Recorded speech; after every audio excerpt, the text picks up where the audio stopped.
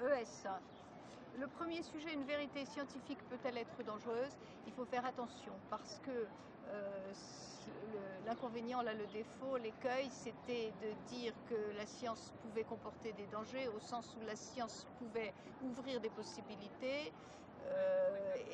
certaines découvertes scientifiques permettent certaines choses qui peuvent être dangereuses et là il s'agit des applications techniques.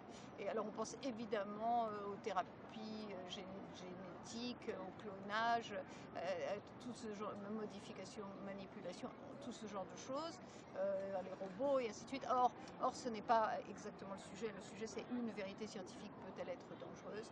Et là en fait je ne vois pas tellement comment une vérité scientifique pourrait être dangereuse. De façon générale la vérité n'est pas dangereuse, il faut toujours dire la vérité. Alors simplement on peut se rappeler qu'il y a des vérités qui ont été jugées dangereuses dans l'histoire et ce sont les vérités qui ont dérangé, qui ont bousculé et tout particulièrement qui ont bousculé les vérités établies et notamment les vérités établies par l'Église.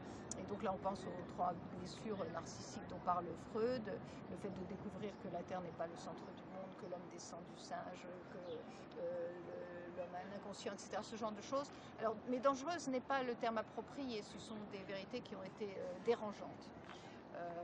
Et bon là je pense à une phrase de Hannah Arendt qui dit il n'y a pas de pensée dangereuse, c'est la pensée qui est dangereuse, mais ne pas penser est plus dangereux encore. Donc penser, vérité scientifique, ça n'est pas la même chose, mais ce que je voulais dire, c'est que la vérité n'est jamais dangereuse.